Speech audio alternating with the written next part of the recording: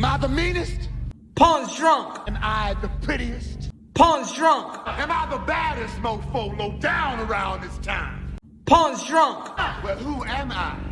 Pawn's drunk. Who am I? Pawn's drunk. I can't hear you. Pawn's drunk. AKA Mr. Moo Woo shot himself. Of Harlem.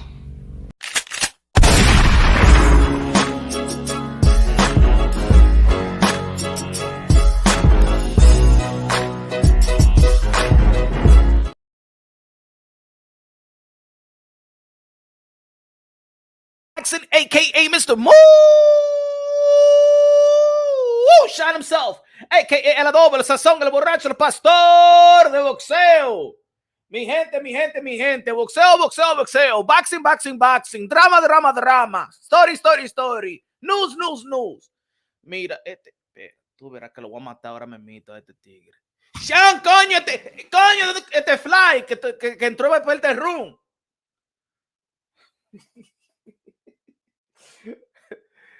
Este fly me está quillando a mí. Este fly. Huh? I told that woman don't leave that door open.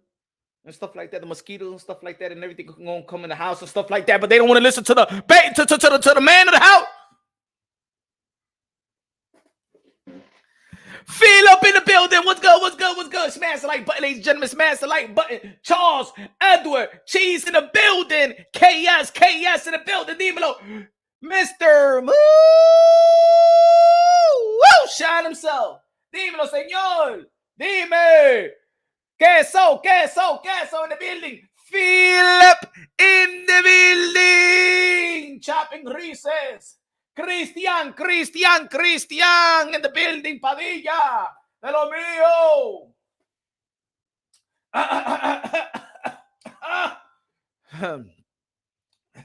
What's side of the building? Ladies and gentlemen, we gotta work quick out here. We gotta work out quick. I want to talk about the interview with Mauricio Suleiman and Broadway Joell, because he said a lot of stuff that really needs to, we need to address these things.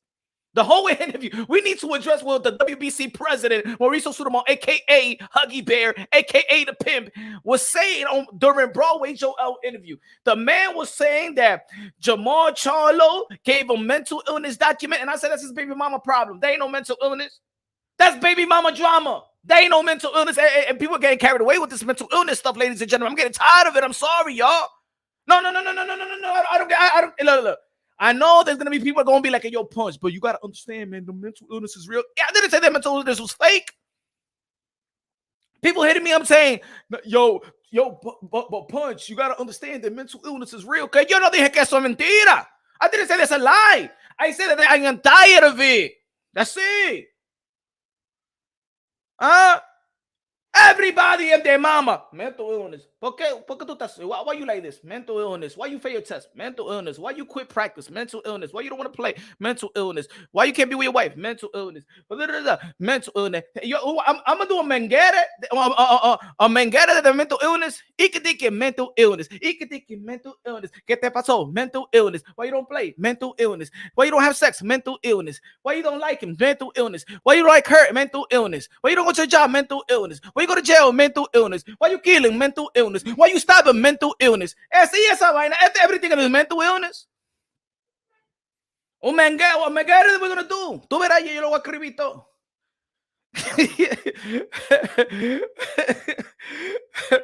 You remember Shaggy? That's all he had. It wasn't me. He's gonna make a remix. Gonna be like mental illness. Why you cheated on me? Mental illness. With her? Mental illness. But ella fea? Mental illness. But she ugly? Mental illness, mommy. You know what I'm saying?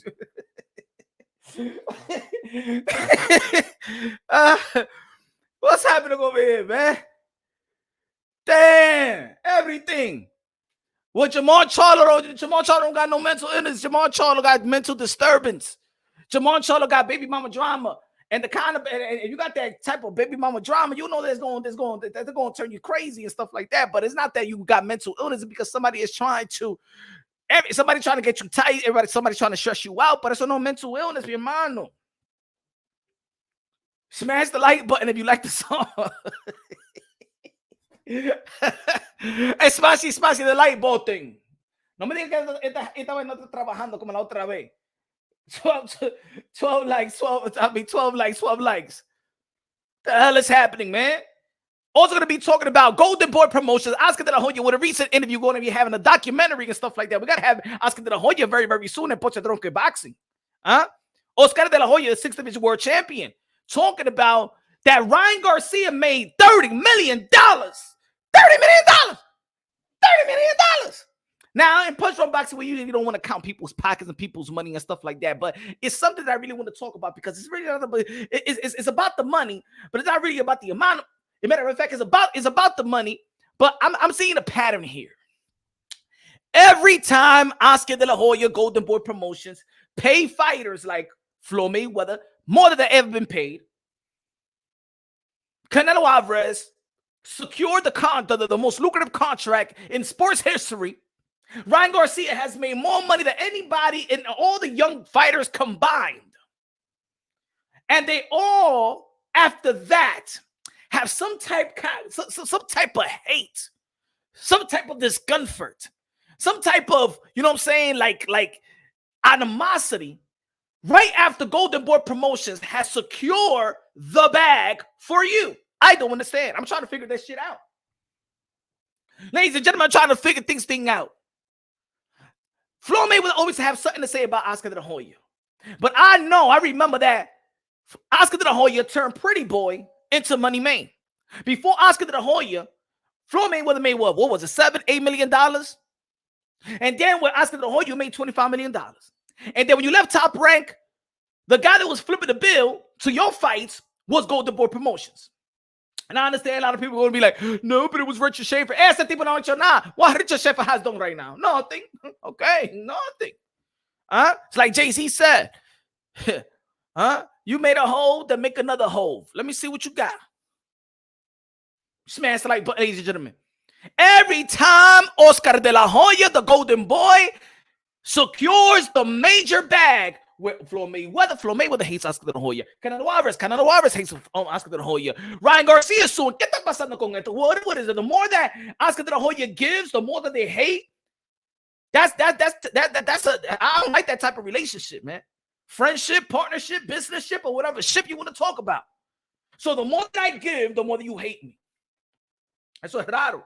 The more money I put in your pocket, the more that you hate me. It sounds backwards to me, bro. Smash it back so in the building. Smash the like button and stop hating haters. Smash the like button, ladies and gentlemen. I know, I'm late. 19 people have smashed the like, but we got 33 people looking on. What is going on? We got 33 people looking on. It's supposed to be 33 likes. Come on, let's get this. Let's get this to 100 likes. Come on, y'all. Come on. It's Punch on Boxing, aka el adobo, el sazón, el borracho, el pastor de boxeo. ¿Qué está pasando con ustedes? What happened, my friends? We still got 19, 20. That's it. Only one people look. Okay, let me press the like button. Okay. Punch on Boxing said, smash the like button. So I'm going to smash the like button.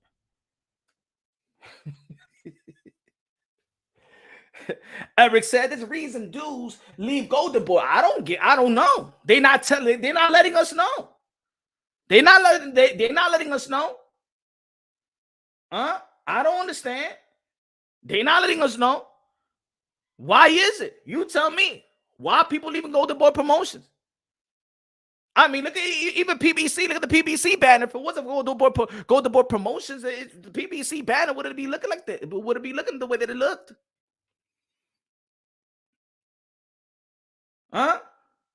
After Oscar de la Hoya and Golden Boy Promotions secure the bag for these fighters feel like, you know what? They got to shit on Oscar de la Hoya. ¿Qué está pasando con eso?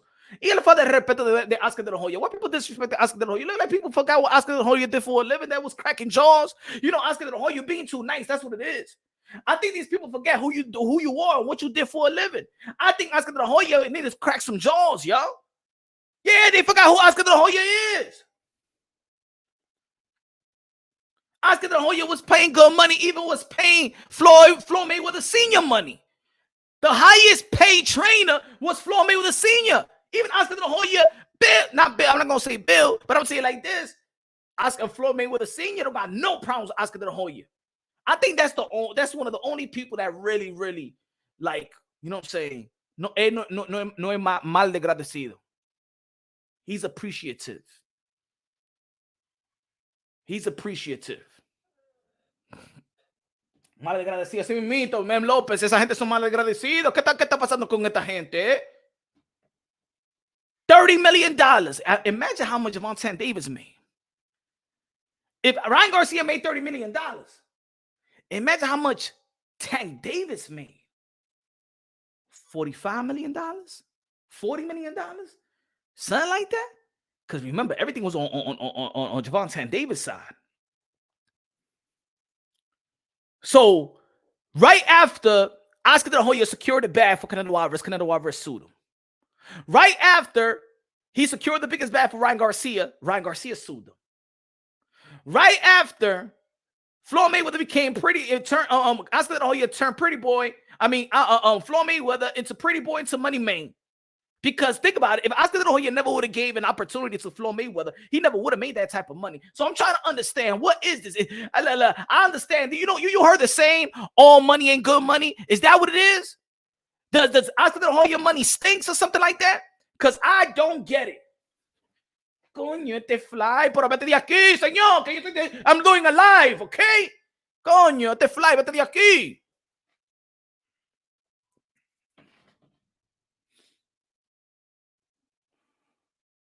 Give me a second. Coño, ¿qué está pasando con esto? Hold on. Give me a sec. I gotta unload this. Malagradecido, ungrateful, bro. I want to know what's the issue.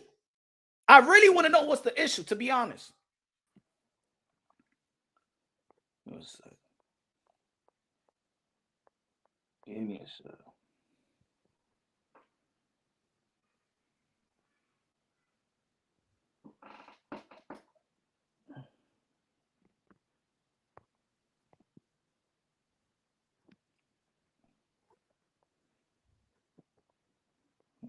Take this. Give me 1 second, y'all.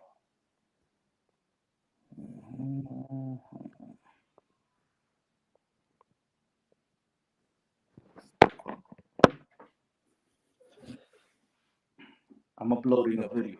Give me 1 second, y'all. I thought I set this thing up already.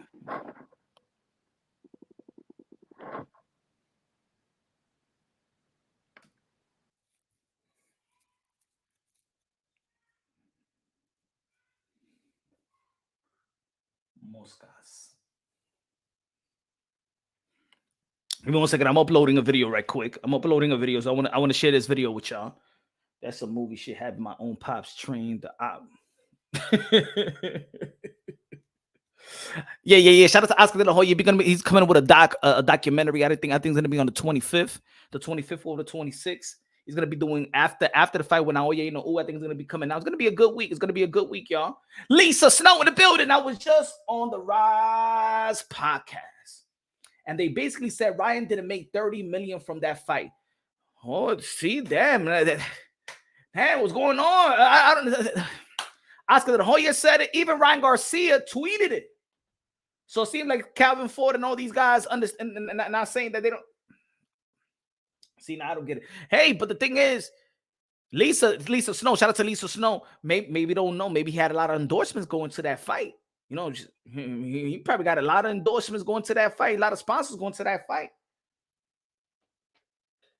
Shout out to Lisa Snow, one of the members of Ponce Dronke Boxing.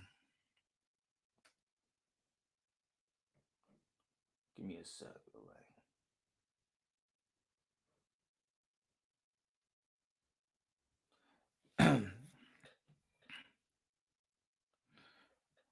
All right, let me invite my brother over here, Pedro.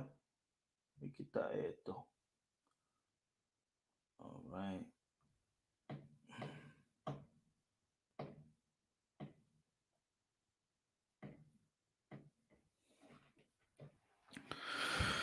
So yeah, smash the like button, ladies and gentlemen. Smash the like button. What we at? We at what? let me see, 27 people like y esa vaina, mi hermano, y esa vaina. ¿Qué está pasando aquí en esta community? I don't understand, my friend. I don't understand estos números. No lo entiendo. No lo entiendo.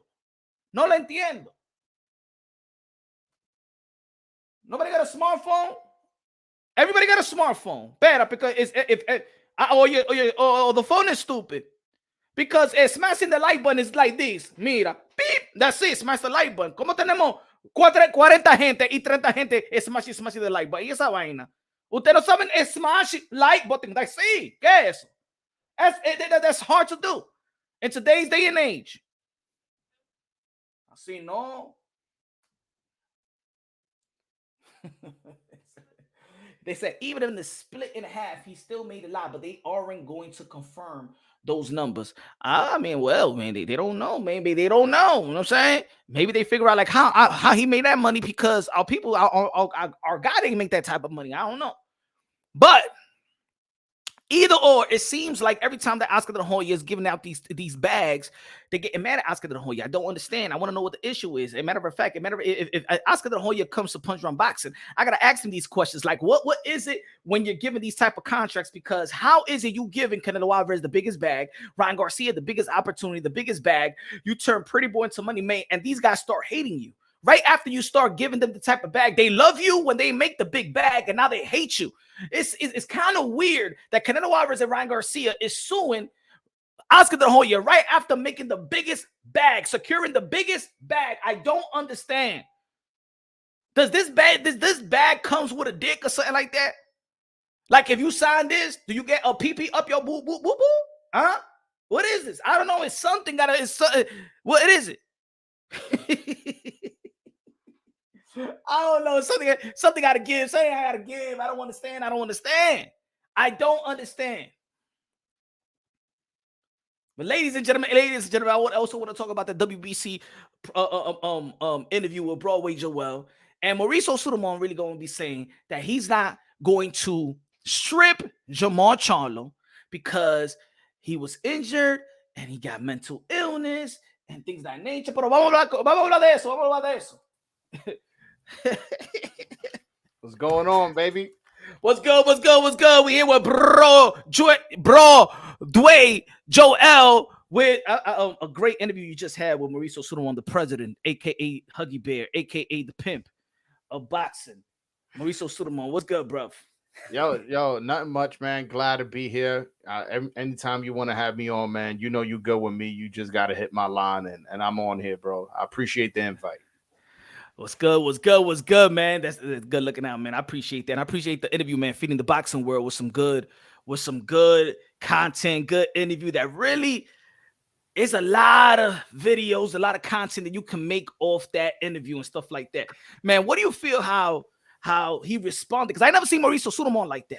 I ain't never seen Mauricio Suleiman that fragile, that shooken up. You know what I'm saying? He said, I will end the interview right now. Okay, if you all right. Yeah, I mean, the thing is that I don't know why people scared of Mauricio. Like, who is this guy? Like, I am president. I said this. I was live right before I hopped on here. I said this in my live. I'm like, y'all haven't learned anything. I'm like, y'all haven't learned anything from Dame Dash. Like, bro, like, if you come up and you make your own platform and somebody hops on, that's your house. And I honestly, I wasn't even disrespectful. I never cursed at him. I never yelled at him.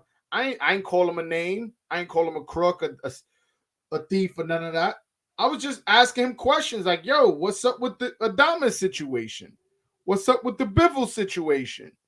And he was, he got all scared and all jumbled up. And the thing is, there's no real men in boxing media. So when a real man comes, that shit just shakes up the world. And then I wasn't doing nothing but being a real man.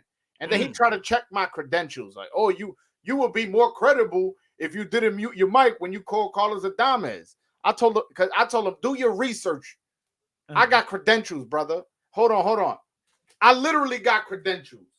Hold on. I literally got credentials. And I got a college degree in journalism. I'm not just average little content creator. I'm a real fucking journalist. I worked for newspapers before. I worked for magazines before. I'm just doing this out of the love. And doing this out of love, I'm going to be the #1 guy on YouTube. #1 guy on boxing YouTube. And by the way, if you guys loving the energy, love the interview, go to BroadwayJoell.com and buy a Dominican boxing shirt, man. Go support the movement. See me, mito. That's what I'm talking about. That's what I'm talking. And I do agree with you. There's a lot of beta males. You know what I'm saying? Hey, man, a guy like me, my opinions really they left me out the door, but that's all good. That's all good. These promotional companies, you know what I'm saying? What these promotional companies want you to be is a independent, like promotional, like a freelance promotional company for them. That's what it is. You know what I'm saying? You gotta don't ask them this, be nice, build the fight, build the product, and stuff like that. That's what it is, right? But it is what it is. But what they need to now hold on, but my bad to cut you off. What they need to understand is that mic and that camera and that light and those headphones that Punch Drunk and that laptop that Punch Drunk got, he paid for it. He's an independent independent business owner. And yes, he's covering the sport, but he don't work for you. There's going to be some interviews where you're going to love and it's going to go viral and you're going to be like, wow, that was really good promotion for our fighters. And then there's going to be interviews where he's going to be asking tough questions and it make you uncomfortable. But if it's the truth and if we discovered something, we're going to let the people know. Facts. It's got to be like that. And at the end of the day, look, even if I'm interviewing somebody or I'm doing the boxing content, in the end of the day, I love boxing. It's to preserve the sport of boxing, to preserve the modern day warriors, modern day gladiators. They put their life on the line for pure entertainment. And that's what it is for me. You know what I'm saying? We're going to hold them accountable, but we're going to praise them because we want our sport to flourish. You feel me? So, there's several things to unpack here. Carlos Adama is the interim WBC champion. Matter of fact, if anybody, let me just show the people a clip. If you're not familiar with the interview, let me just show them a little bit of clip. Y'all already know, man. Damn, my thing is frozen. Hold on. Let me give a little bit clip of what transpired during the interview. Why hasn't Charlo been named champion in recess? Now, I've researched that, and under your rules, if you don't defend the title in 1 year, you get named champion in recess. And it's been 2. So can you explain that? The WBC has full authority to take every single case and address it as we deem necessary. So we're handling and administering this case, and we will support Charlo and we will support Adames. Okay, and you got documentation on both those situations? I don't need to provide any documentation, but we have it. You's a liar! No, I'm not asking you to provide it. I'm asking, was it provided to you specifically? Absolutely, and I met with him. You's a liar! Okay, so you got documentation that he has a mental issue from a psychologist. Man, what are you trying to reach? I don't like your style. You saying he hasn't been named champion in recess because he has a mental issue. All I'm asking you is, did you get documentation of this mental issue? That's all I asked. That's not an aggressive question. What do you want to get from that? Well, you're saying he has a mental issue. I want to know, is there proof of this? Yes, there is proof. Bullheaded lies. Bullheaded lies. If you continue this, I'm going to end the interview. Continue what? I'm asking you a question, sir. All right, we'll move on. You think you're an attorney? I don't know what you think you are. You's a liar! Is there a limit to how inactive he could be? Is there what if it's 2 years, 3 years, 4 years? There's no limit? There's no limit. What? No! No! Yo, the part that was most offensive of that sequence was he told me, yo, bro, there's no limit. There's no limit. Yo, he could be inactive for 7 years. And hey, man, ain't no limit. He got this mental issue. The WBC is gonna support him. Yo, this shit is ridiculous. And by the way, hold, my bad, Punch. I know this is your show. I know. Let me cook for a little bit. Let me cook, man, Punch. Go ahead. Yo, this dude, people want to say, "Oh, he answered your question." No, I was asking specific questions. Did you get documentation from a psychologist? Mm-hmm.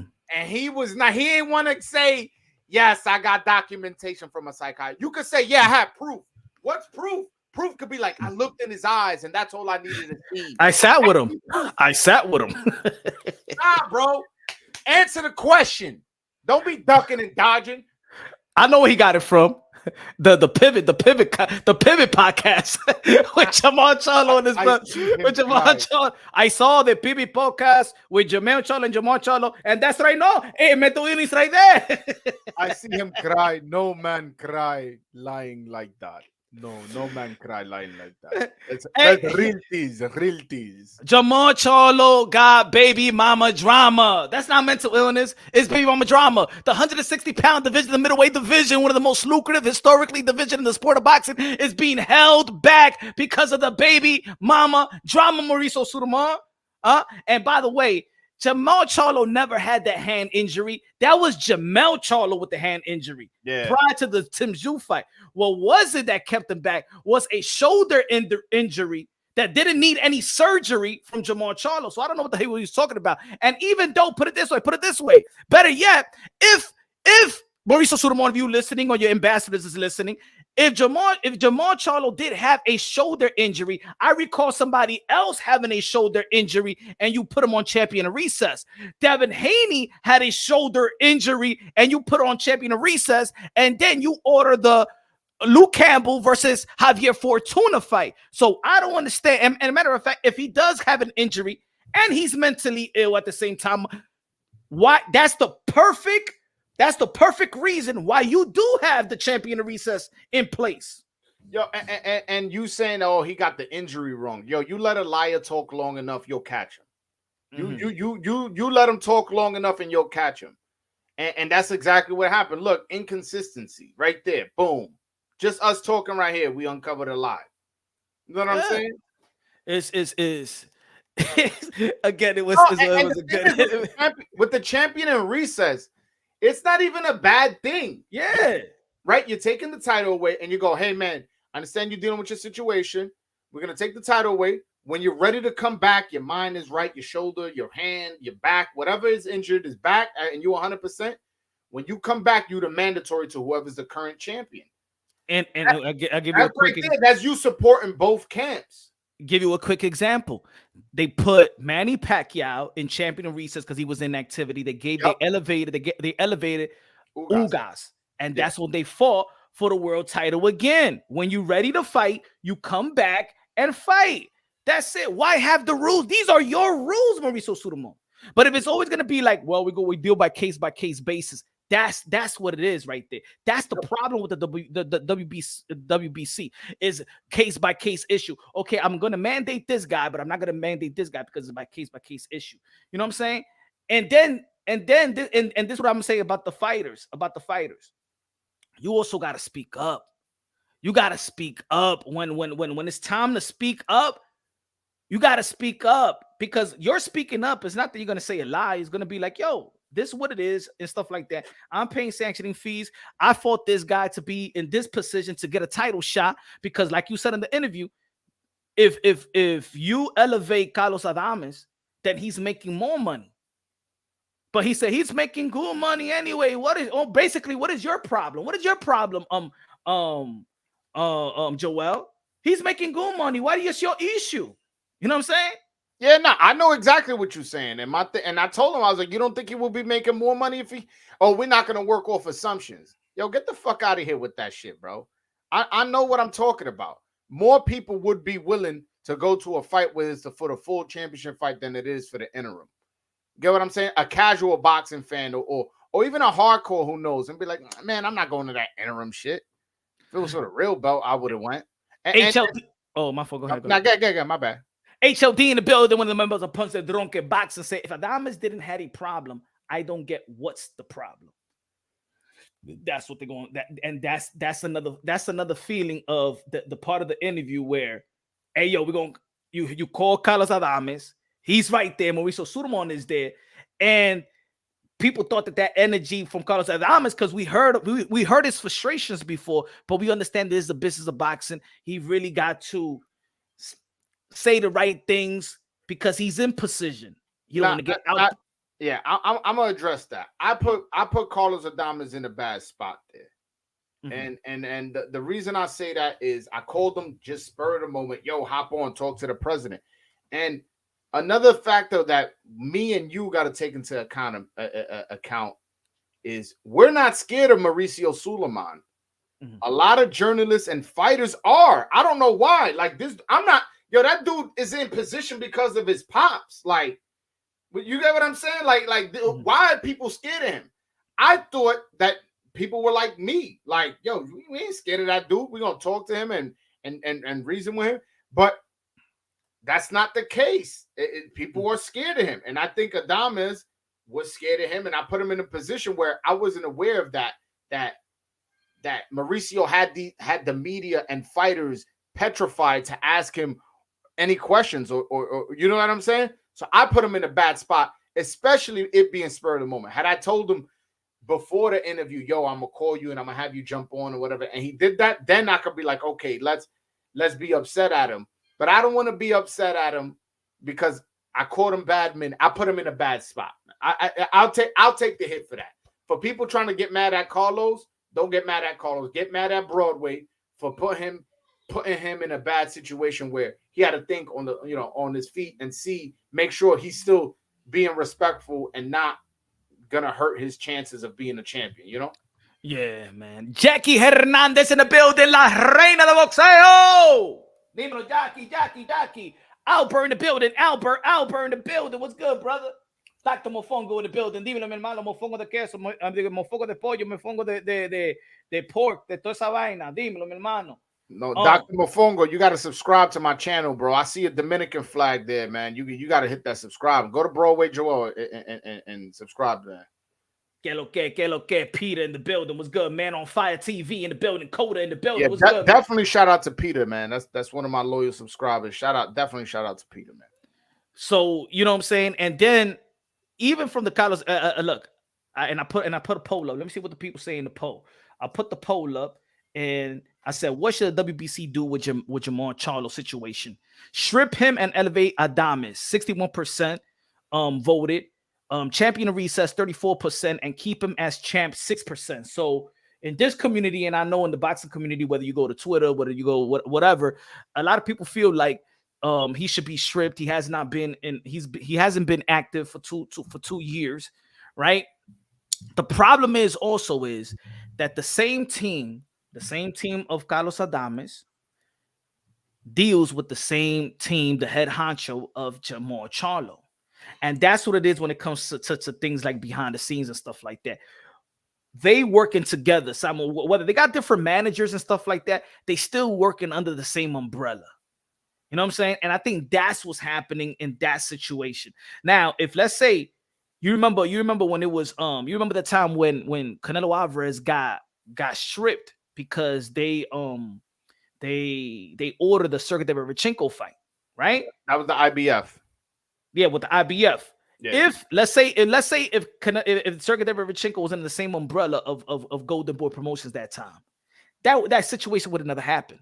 No. Lou DiBella feel the need like no. This is a mandatory and and they went all the way. You know what I'm saying? They could have signed the extension and stuff like that to get the undisputed battle with the Mizo Andre. But that's a different type of story. You know, I could go all day with it. But the pressure was on because it was two different type of entity, two powerhouses, and be like, hey, yo, my man is in position and stuff like that. We need to get this fight done. When it comes to Carlos Adames, behind the scene, easily they could be like, don't worry, we get you a chance. Stay there, stay put, bang, bang, bang. You know? And then, but it leaves the fighters. It's not the fighter. The fighter wants to fight. David Benavidez wants to fight. He's in position for a mandatory with Canelo Alvarez. But did Samson go to the WBC and petition for that fight? Petition to be for the mandatory to be ordered the Canelo Alvarez? No. Why not? What is happening there? And then everything unfolds that, oh shit, Canelo Alvarez did receive $50 million from the David Benavidez team, quote unquote. But then he just signed $100 million deal. So what? How many deals did Canelo Alvarez really have? Did he have the David Benavidez, or did he have a package deal? You know what I'm saying? Everything unfolds. You know. So no, I mean, Steven Espinoza told us both that is a real deal that was sent. So I believe both Sam's. If both Samson and Espinoza saying that, I do believe it. But I don't believe that Canelo made a wrong business decision and necessarily monetarily. Now, I would have preferred the David Benavidez fight, and honestly, it's starting to look like he's kind of ducking him, to be honest with you. But that Canelo Alvarez is ducking David. Yeah, it's starting to look like that because that's the fight that would make most money right now. David Benavidez, he did over $900,000 gate against David Lemieux in Arizona. He did over $3 million gate with Caleb Plant, if I'm not mistaken. And he's been consistently drawing crowds and showing he's a draw. He's been, co-signed by Mike Tyson as the Mexican Monster. And that's the fight Mike Tyson most wants to see. We all know Mike Tyson is an icon and somebody whose word holds weight.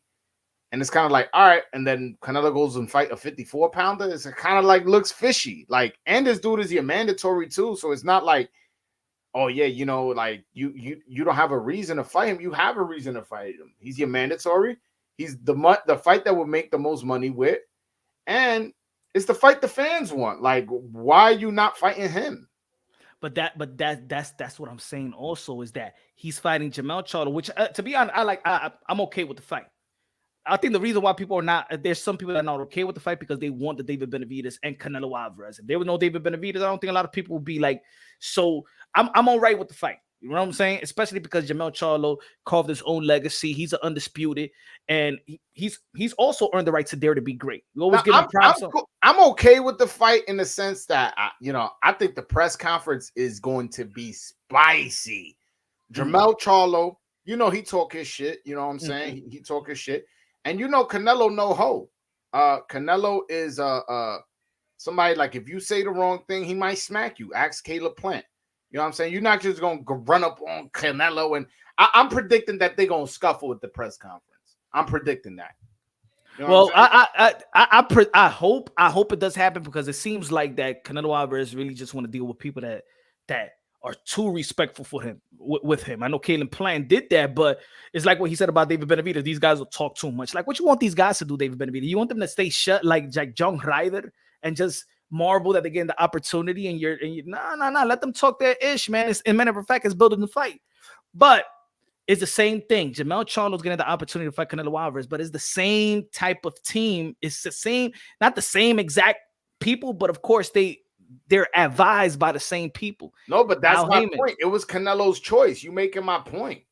Yeah, but he had the choice between a 68-pounder who's his mandatory, who most fans want to see him fight, or a 154-pounder, and he chose a 154-pounder. Like I'm not listen, and I'm a Canelo fan, but I'm not gonna ignore that, bro. That's come on, man. I think there's different angles. I think it's different angles to look at it. Like I could state a case of, well, you got to fight the biggest threat in 168 and stuff like that. You got to fight David Benavidez. But then I'm saying you got to fight David Benavidez, but you were undisputed. What do you mean? I got to fight. I got to shame you to fight David Benavidez when you're already undisputed. Oh, he's your mandatory, and it's the fight that will generate the most money, and it's the fight most fans wants to see. But a mandatory is a mandatory, but in your interview that doesn't need to be fought to next year. See, that's the problem. Yes, he became a mandatory. He also said, but if Canelo chooses to fight it sooner, he can do that. Get that shit out the way. But that's the leeway. When you don't, the problem is the leeway. When you're giving them when you're giving them an opportunity to make more money, you're giving them the opportunity. This is why I always say petition. This is the reason why I say always petition. It's for the belt federation to be strict to a Canelo, to anybody. You know what I'm saying? It's your job. If you already beat Ellis, that's like 3-4 fights. You became a mandatory position in March 2021, right? What have your team done What has your team done? Because in the WBC convention, what y'all did was y'all let Canelo Alvarez and his team request for a cruiserweight.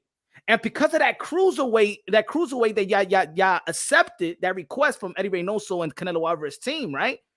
Then y'all had to order the Lemieux and David Benavidez fight, but only because Canelo Alvarez was y'all granting him that he's gonna go to the cruiserweight division and fight a WBC title holder, which they never fought. You fought Bivol after that.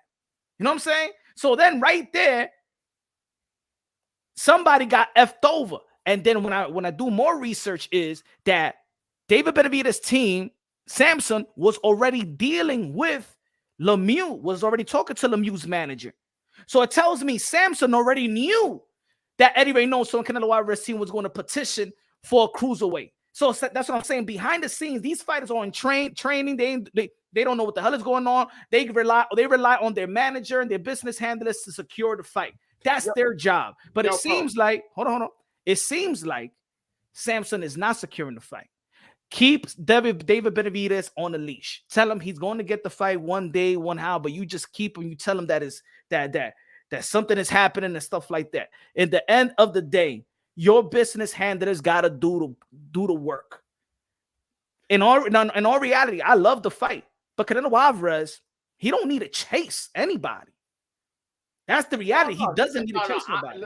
I'm just saying, if he wants to be fighting the best people or wants to be making the most money, David Benavidez is the route to both of them. If it's about the money, all right, then you got to fight Benavidez. If it's about the legacy and you fighting the best, then that's who you got to fight. You like, I never said, like, before this situation, I never said Canelo was ducking Benavidez. I not once. You could check my whole channel. Now, because I was like, who the fuck could Benavidez beat? Now that he beat Plant's a legit win, common opponent. Okay, now he's your mandatory. Well, he actually been the mandatory because Mauricio Suleiman lied.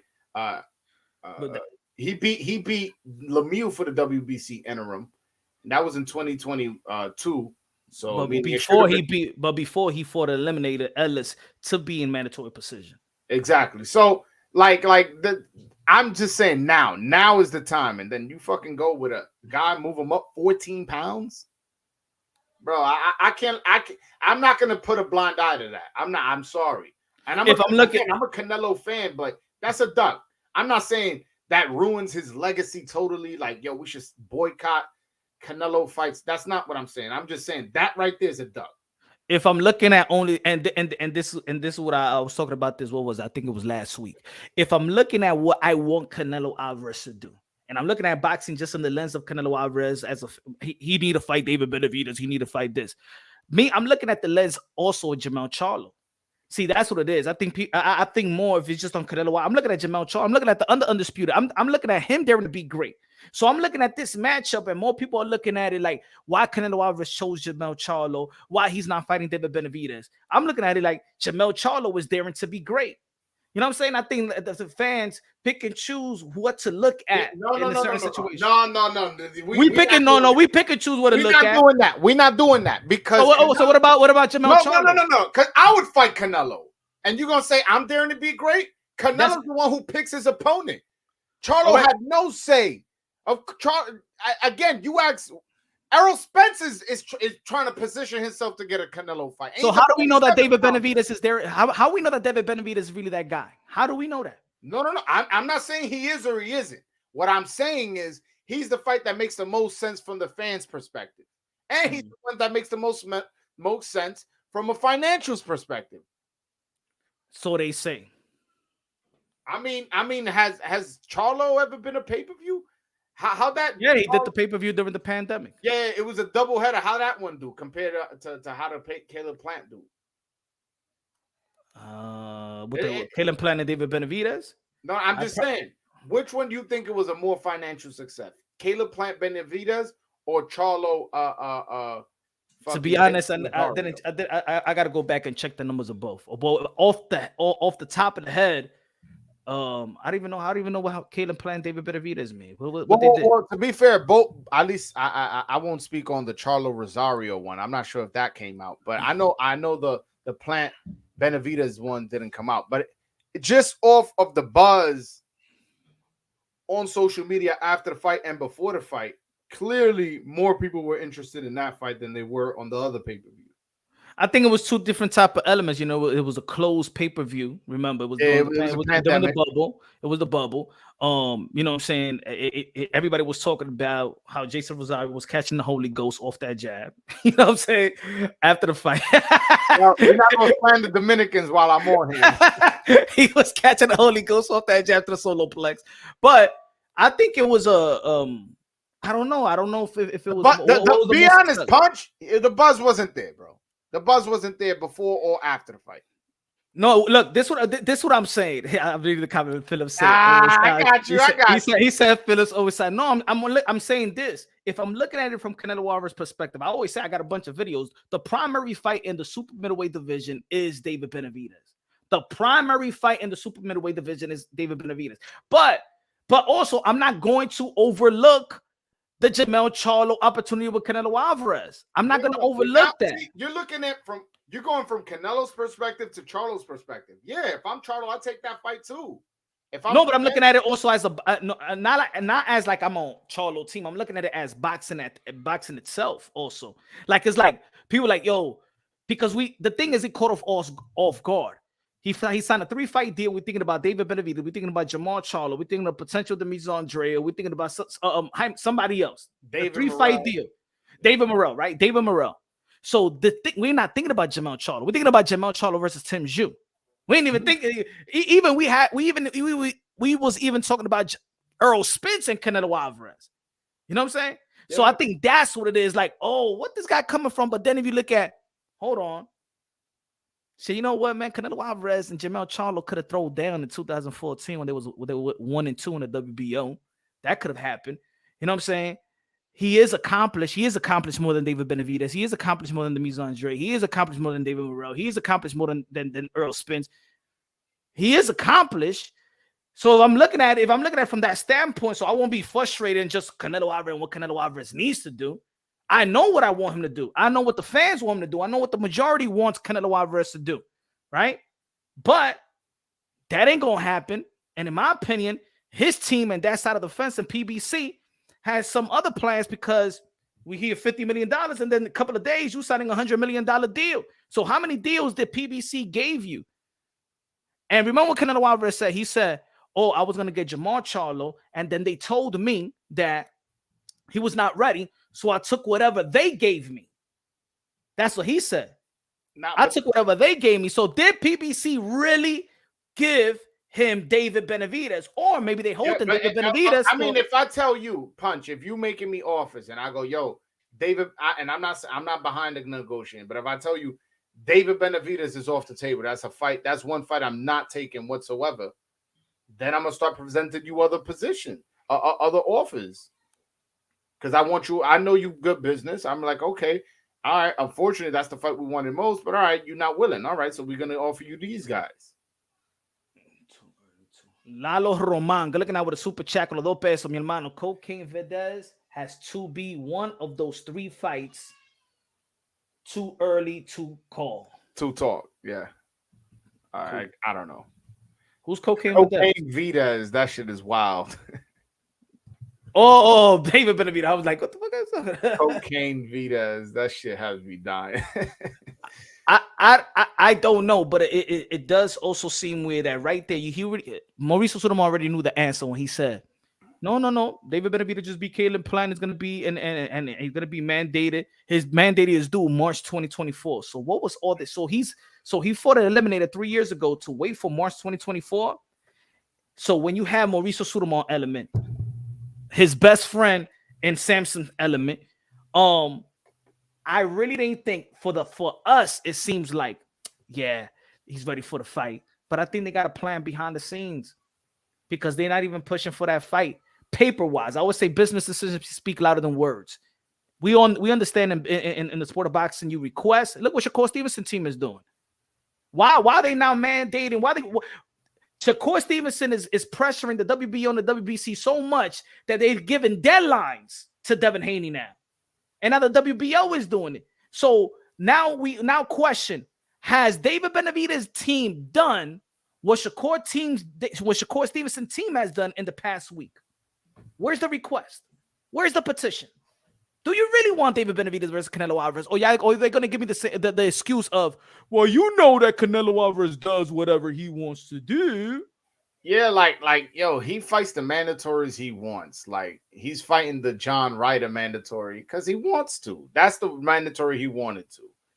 And like, if I'm not mistaken, the WBO counted the Caleb Plant fight as a WBO mandatory, and still that's the one he takes after the fight because that's the one he wanted.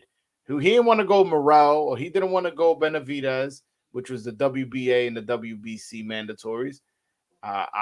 He just went, all right, just, you know what? Let me not go these two. I'm gonna go John Ryder. Yeah, I didn't like that fight either. Shit, I was very vocal about that. The Salinas OG King Joker con los 2 pesos de plátano said, betas think mental weakness is a mental illness. Yeah, man. Too many beta males out here, man. And you know that YouTube, I had like 2 videos that the title was beta, and you know they put restrictions on that. They didn't even want us to use the word beta anymore. Then shit getting that soft out here, man. It's getting soft, man. It's getting soft like toilet tissue. Yeah, man. I mean, I like, yo, after I did the interview with Mauricio Suleiman, I got mad messages. Man, you're so courageous. I'm so proud of how brave you are. I'm like, y'all really that soft? I ain't even asked nothing crazy like that. But look at recently with Sean from Fire Hype that he criticized Inoue and people getting on him on Twitter and stuff like that. And I'm saying in my mind, like, that's the first time, and shout out to Sean, but that's the first time he went raw on an opinion. Shit, we do this every day. We do this every day. Now people is like, oh, now they're not going to let you in. Well, we do this every day. Yeah. Every day. This is new. Now, welcome to the club, Sean. Welcome to the club. Yeah, I got to get Sean on my channel, man. Because I feel like out of all the like, I guess, YouTube journalists, he's the only one that is member of the Boxing Writers Association. I don't know if you know that. Yeah. So he's the first and only one to do it. And I want to get him on my channel, and I want to hear from him. I want to hear from his perspective. I do want to hear it, but it's good. You fuck with him? You cool with him? You know him? Yeah. Okay. Sean is man cool. I remember when I sat next to him when I did one of the fights and stuff like that. He's like, yo, man. That was Miami. We was gonna do the Cambosas and Tio, and he was like, man, I wish I could do what you do, because he wasn't doing lives. He never did lives around that time, so he never really gave his raw opinions. You know what I'm saying? He's always just being a reporter and stuff like that. Yeah, but now he know. Now he enter an element. Look at that one time he gave his raw opinion. One controversial opinion, and look how they're getting on him. Wait until he says something about Wilder. Then that shooting shit gonna get crazy, man. Or Tank. Man, depending on even Canelo Alvarez. Or even Canelo too. Canelo. Trust me, I'll say something about Canelo Alvarez. I'll praise Canelo Alvarez. Punch, you the man. Yeah, vamos, viva la raza. And I say, you know what? Man, I don't like this John Ryder fight. Oh, Punch, you a sellout. You this. But you know what the scene the Canelo Alvarez. That's why I have this photo here. I never know. I don't know if you ever seen this photo. That's why I have this photo out here. Joel. Yeah, put it up. Espera. No que te la fotita.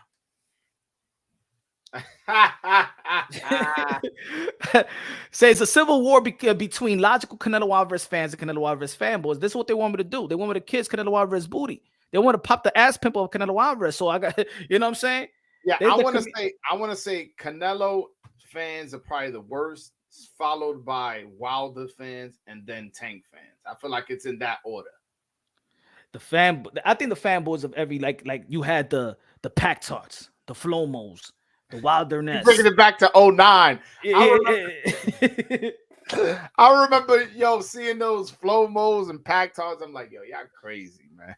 The Wilder fanboys. Oh my god! But the one thing about the Wilder fanboys though, they crazy. I think they really. That's what I'm saying. I think they really like infatuated with Wilder. Yo, like, bro, this one dude, he's like, yeah, that's my king and this and that, all types of weirdo shit. I understand being a fan of somebody, like ain't nothing wrong with being a fan, but like these dudes take it to another level, like he's their god and shit. I don't know, it should be weird. When you want people to die, these guys wanted people to die. They want Sugar Hill to die. They want people to die.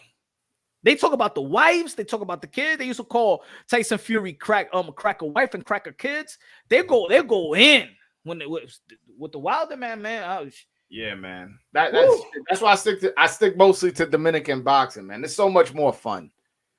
It's so much more fun. But once a Dominican boxer really gets to the mega stage, I think you're gonna receive the different hate. You may receive the hate because you know in the Caribbean, you know how it is, especially in New York City. We Puerto Rican, Cuban, we have this camaraderie, but we also have this competitive thing. Yeah, the rivalry. There's a rivalry there, right? Let a top Puerto Rican versus a top Dominican on Madison Square Garden, and you're gonna see the real. It's gonna be like PR versus Dominican, Santo Domingo in baseball. I get mad hate now by Puerto Ricans, and you know, I'm like, damn, I don't even talk about Puerto Ricans fighters like that. I'm like, whatever. I actually fuck with Subriel Matias. Me and Matias, we've spoken many times. I went to his fight in Minnesota because I went for Elvis when he fought Adorno, and he was the main event. And he fought Ponce. And at the weigh-in, I sat next to his mom. Me and his mom was chopping it up. I met his aunt. I don't know if she was his cousin or his sister. But we was chilling. I was chilling with his family. Then afterwards, like I went, I said, what's up to Subriel? I interviewed him. And then when they saw me at the fight, his family like flocked to me, like, oh, Dominicano, what's up? They all gave me hugs and shit. So I fuck with Subriel Matias. Like, I don't got a problem with him. But like the Puerto Rican fans, they're not too fond of me, man. Yeah, I say this. If Carlos Adames moves up and Edgar Berlanga fights, that right there, you know, if they elevate to more of a notoriety and stuff like that, that right there, it will. I think those two will create this Puerto Rican Dominican. Nah, the one I think is Subriel Matias versus Elvis Rodriguez. Elvis Rodriguez, power puncher, pretty boy, southpaw, trained by Freddie Roach, and got one loss. Subriel Matias, brawler, power puncher, Puerto Rican, and has one loss as well. I feel like that's such a clash where it's just bombs away. And there's two different types of style. Like Elvis is more of he has low volume. He doesn't really throw much punches, but he's very accurate. Like you look at his power punches, he'd be landing 50, 55%. Like he's very accurate, and he doesn't throw much punches. Now, Subriel Matias is on the opposite end.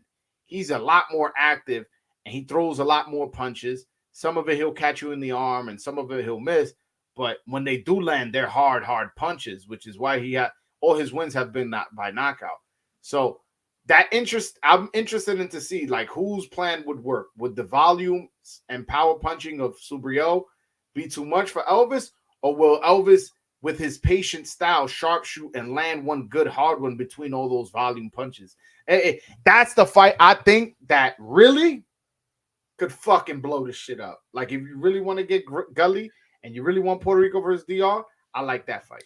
I think the name's got to be built up more, and they got to put them on the region where they're going to be successful. Right? I agree. Yo, they put Subriel Matias in Minnesota. Yeah, okay. So, you know what I'm saying? And I'm not gonna for the people in Minnesota, but I'm just saying if you want to build a home, fucking do it. And that's what you've been in media, you have media credentials, you've seen these people in boxing. These people with these promotional companies, I'm gonna tell y'all folks, they don't know shit about boxing. They don't know how to move fighters. These new people with this community, they're just friends of friends that they just get a job. These guys don't know nothing about boxing. These guys don't even know the fighters that they actually working.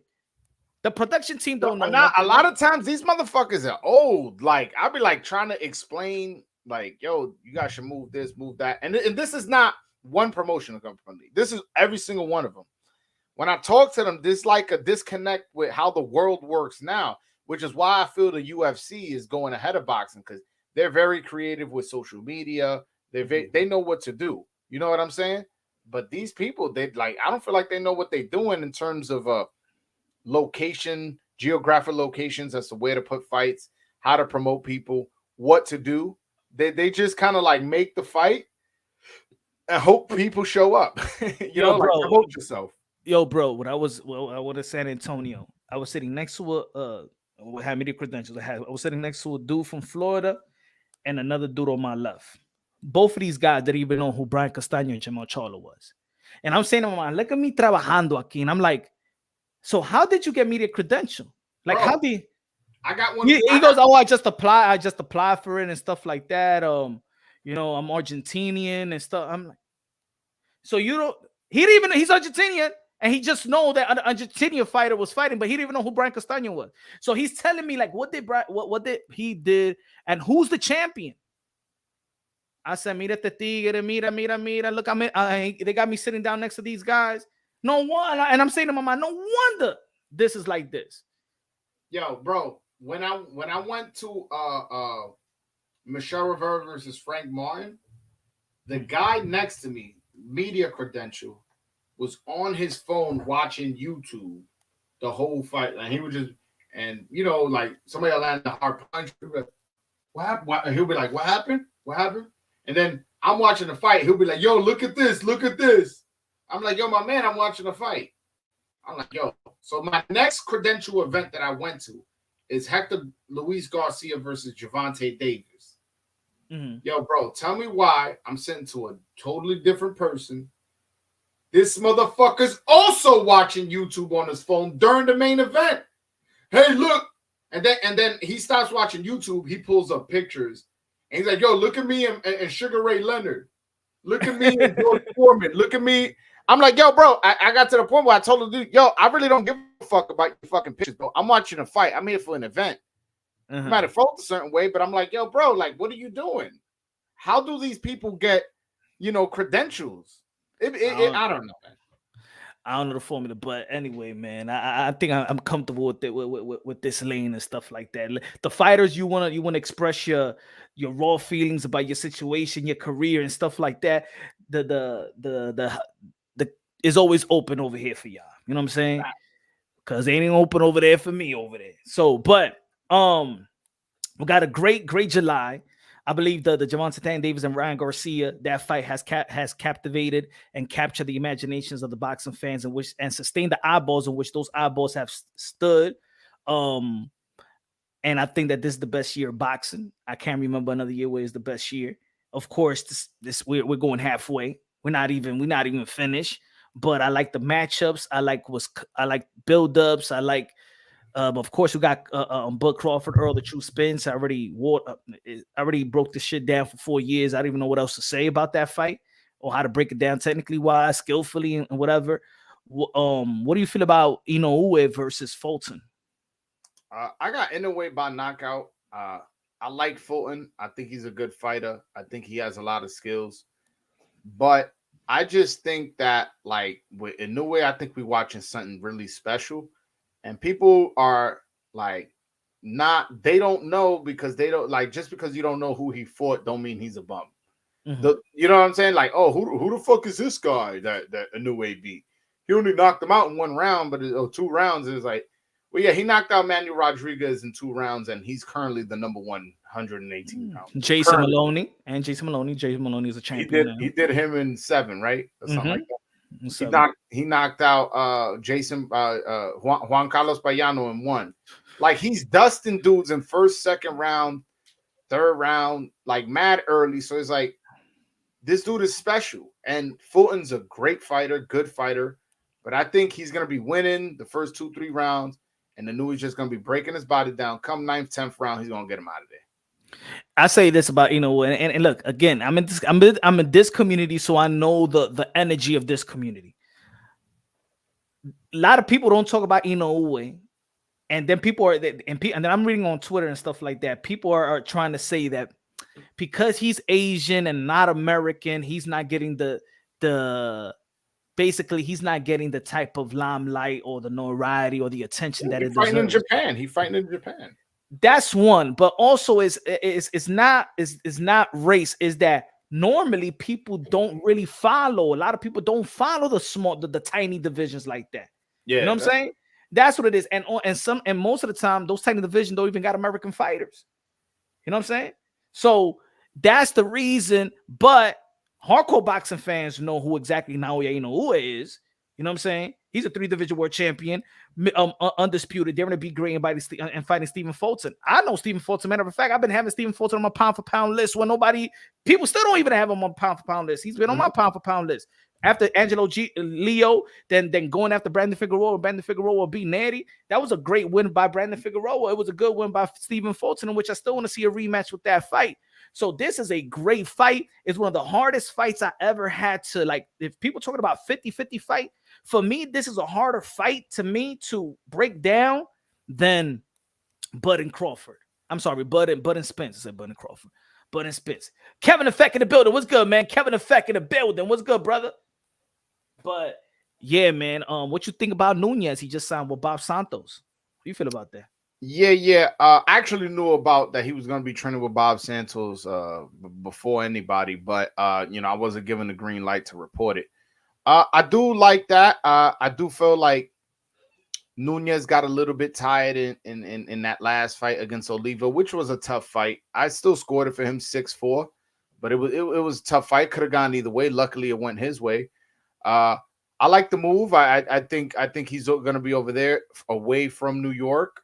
He currently lives and trains in New York, and that there's a lot of distractions out here, man. You could wake up at 3 a.m. and do whatever you want out here. Out there in Vegas, he's not gonna have ese coro dominicano that could, I'll pick you up and take you, and let's just party, yo. So I like the fact that he's out there in Vegas. He's not gonna be really being able to move around without, since he's not gonna have a car. There's no trains out there, so I like that. The only thing I would say is, I would have loved to see how his style would have been looked like with Joan Guzman. I feel like Guzman, Joan Guzman is. I'm gonna say this on your show. I haven't said this on my show. I'm gonna say something right here that you probably gonna say something I already said. In 4 or 5 years, I'm gonna be proven right. I think Joan Guzman is gonna be the best trainer in boxing in 4 or 5 years. I say that he's already one of the best trainers. I think he's one of the best trainers in boxing. By the way, if he beat Canelo, if Charlo beat Canelo, or Joan Guzman. Yo, bro, he's the one out there in Texas right now. But look, he's been there 24/7. He's basically a live-in trainer. You know what I'm saying? And knowing that Derrick James, people gonna be like, yo, you trying to take credit away from Derrick James? No, Derrick James is doing a wonderful job. He got a stable. He got a lucrative stable.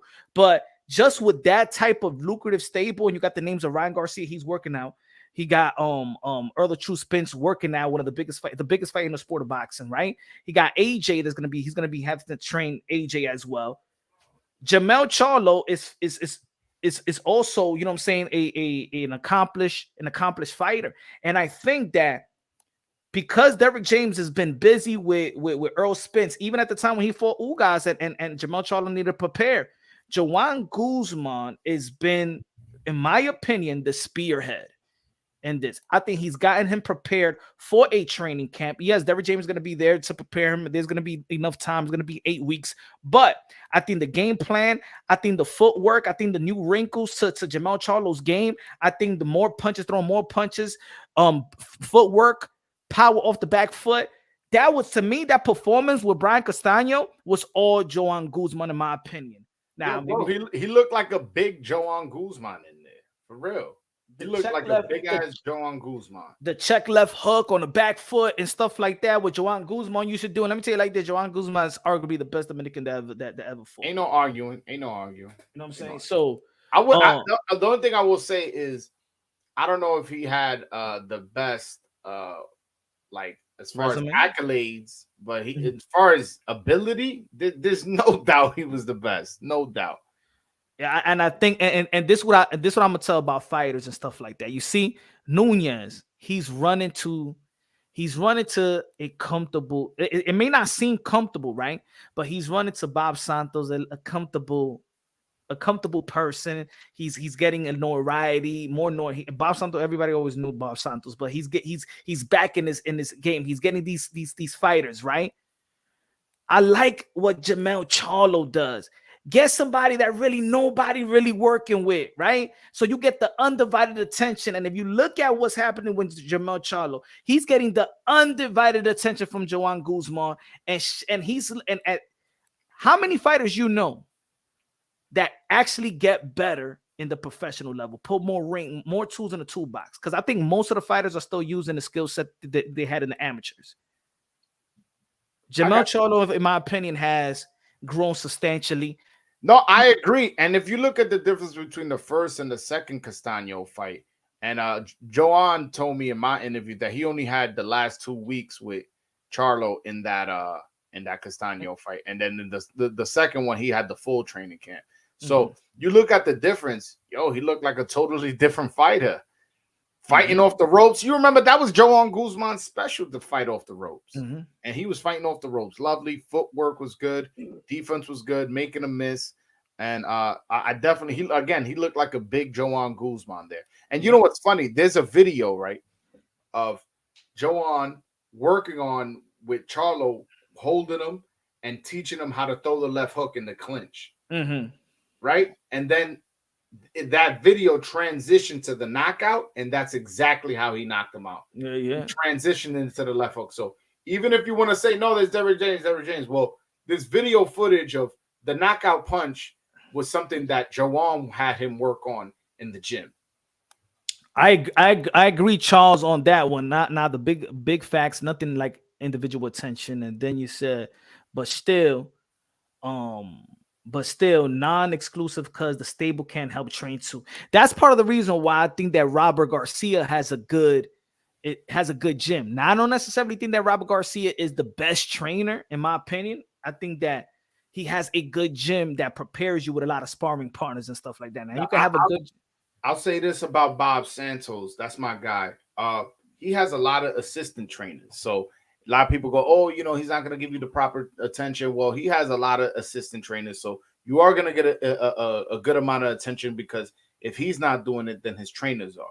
And then on top of that, he's in Vegas. The best sparring in the world happens in Vegas. So, I'm comfortable with Nunez going over there. I just think it would have been interesting with him with Joan Guzman. Him with Bob Santos is cool because I like him. It's getting him out of New York, which I don't like Dominicans training in New York. So it's getting him out of New York. And again, he's going to be training with other Dominicans. Adames trains over there. Hector Luis Garcia, Puello, Eric Mini Pac-Man Rosa, Victor Santillán. And he's just another addition to that. I mean, we got some fighters that has become more champions that train, but I understand you don't want the Dominican fighters because we all know in New York it's populated with Dominican. But if you could train, if you could focus it, man, you could focus anywhere. Nah, the only one I trust to live in New York and train in New York and not get into trouble is Michelle. Yeah, he's like a different personality guy, doesn't drink, doesn't party. I would trust him, but all the other ones, I don't know, man. Well, Hector Luis Garcia, I trust Hector and Puello. Yeah. At this stage, for Hector Luis Garcia, at this stage, what do you feel about Eddie Cedillo Martinez? A long time ago, I called them Earl Spence 2.0. Eddie or Hendry? Eddie Cedillo Martinez. Listen, there's 3 Dominican southpaws that fucking excite me, bro. That just fucking boil my blood. Just how exciting when they come into my mind. And Eddie Cedillo is one of them. I'll mention the other 2 before you ask me about Eddie. We could talk about the 2 in a minute. Eddie Cedillo has the potential to be special, bro. I interviewed the Dominican Olympic coach, by the way. Shit nobody else is doing. Exclusive shit you can only get on Broadway Joell's channel. And I asked him, what's the one Dominican that is coming out the amateurs that you think I should watch out for? With that, it fucking took him 2 seconds. Eddie Cedillo Martinez. Because he always had a pro. He always had a pro style. Bro, and his power is crazy. Yo, listen to this. Listen to this. So LD's my man. I could call him right now. We good. Yo, fucking somebody call me. I won't mention the name. Yo, you gotta interview this Dominican middleweight. He in Philly. Blah blah blah. And I was like, all right, what's up? Yo, he just sparred Boots, man. Yo, I never seen nobody give Boots work like that. That was the best work I ever seen somebody spar. Blah, blah, blah. Yo, that Bozy Ennis loves him. This, that, and the third. That Bozy Ennis kept calling him to go train over there. This, that. And I was like, is it LD Cedeno Martinez? He's like, oh, shit, you know him? I was like, yeah. He's like, yo, that dude is nice. You got to interview him. I was like, bro, I interviewed him many times. Like, that's my man. Like, we good. And then I seen he put up a picture that he was sparring J-Rock. So I went to the Adames J-Rock fight, right? After the fight, I pulled up on Julian Williams and I was like, yo, I gave him a pound. We talked about the Adames fight. And I was like, yo, I heard you sparred my man Eldy. Like, how'd that go? And he was like, he smiled. He was like, yo, bro, whatever you heard about him, it's true. And I ain't even asked no more. I just said, okay. That lets me know. Eldy Cedeno gets me hyped. You want to get me hyped? You want to get me screaming? It's 3 Dominican Southpaw. I already gave you 1. We could talk about the other 2 if you want. But right now, you asked me about Eldy. I like him. I'm high on him. I think he has pound for pound potential. Now I'll tell you like this. See what I was saying about Dominican fighters, they don't talk. See, right now he's just getting his feet wet. With Eldy, once he get into that, he's going to talk. I interview him, bro. I already know how he talks. That's my man. I like and I'm gonna tell you like this. I think they are gonna be moving him quick. I think they should move him just as quick as they are moving Keyshawn Davis and the potential movement of Andy Cruz. He is an Olympian. He should have. You know what I'm saying? I wanted him to fast as Andy Cruz. Not as fast as Andy Cruz. Andy Cruz just fought a 10-rounder in his pro debut. No, I'm saying he should. He should. Oh, okay. He should be moved. I don't agree. You don't think so? I think they should move him how they move in Keyshawn. I mean, that's quick. No, that's quick, but it's not. I'm not saying slow. I'm not saying slow like Boots. No. Fights in. Like Keyshawn Davis. Keyshawn Davis. Yeah, but that's what I said. I said no. Like, but you said like Andy Cruz, like Keyshawn Davis. I feel like that Andy Cruz is really getting sped up, and Keyshawn is like being moved. Like he fights on Saturday. Who's he fighting? Patera?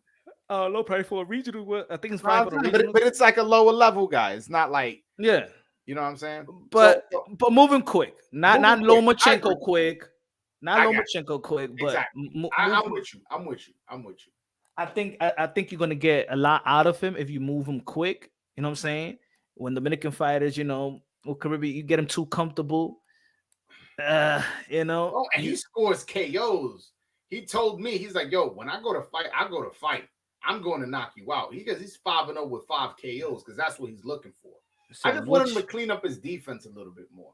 Like, that's gonna come. He's excited, like he wants to go. Just let it come, box, boom, boom, but don't just, I'm gonna go get it. I want him to clean up his defense, but I'm high on that guy. I think he's gonna be something special. Which member of fighters encouraged parlayed that into a full-time trainer role? Manny Pacquiao's homie that graduated from Roach to become a title-winning coach. Kid Chocolate home became Roach assistant. Talk about Boo Boy. Yo, your fans don't send super chats. Why y'all playing my man Punch like that? What's going on, man? It's all good. You know what I'm saying? It's all good. Light on the pockets. Send a super chat and go to BroadwayJoell.com and buy yourself a Dominican boxing shirt. They come in 3 colors, man. Don't play with me. After I get off this live, I better have 2-3 purchases, man. BroadwayJoell.com, man. Shout out to Broadway Joell. Everybody subscribe to Broadway Joell's YouTube channel. Also, social media platforms and Twitter, Instagram, and things of that nature. But y'all already know on Wednesday we keep it short. Tomorrow is Happy Hour Thursday. You know what I'm saying? That's where we go long. Pause. But thank you, my brother, for joining me today. Broadway Joell. Ooh, my man. Look at the chat. Charles Edward Chi, aka Queso, with the building con los $100 super chari party K a comprar gasolina de 93. Say no more, nigga. He don't know who he fucking with. Yeah, bro. He don't know. AKA Queso. He don't know who Queso is. I didn't mean to play you like that. I know. I didn't. You're right. I didn't know who I was fucking with. Shout out to you, my brother. You see, my man Punch, he deserved that, man. You know who he got? He got on the Voice of Dominican Boxing on his show. He deserves that. And the Voice of Dominican Boxing does deserve. If you got it like that, Charles, go to BroadwayJoell.com and buy a shirt, man. You know what I'm saying? Go to BroadwayJoell.com, buy a shirt. That's all I want. And we're gonna learn today. Yo, by the way, and I know you about to shut it down. So just give me 1 sec. Let me get my promotional. Go ahead. The quality of this shirt, man, is so fire. You have no idea. Like, this shit is as good as Nike, as good as Reebok, Adidas, North Face, whatever it is. Any company that makes shirts, this shirt is just as good as. And if you don't believe me, buy one and then hit me back up what you think of the quality, because it is straight fire. Yeah, man. Everybody go cop the shirt. Cop the shirt, subscribe to the channel. I already know, subscribe to Punch Run Boxing, a.k.a. Mr. Moonshine. El adobo, la sazón, el borracho, pastor de boxeo. Cop the shirt, Dominican Boxing. One of the best. What beautiful flag. What a beautiful flag it is. What a beautiful flag it is. You're ready. Now, because they telling me to stand up. They can't see it. So there you go. 3 colors. I got them in navy Good blue. looking now. Edward Cheese. Oh, go say it again. Yeah, I got it in navy blue, red, and royal blue. Good looking out, man. Yo, tomorrow we back at it again. Y'all already know, God first, everything second, fight plus survive equals true champions. You already know. Love y'all. God bless, and on to the next. All right, man. Have a good one, everybody. BroadwayJoell.com. Peace.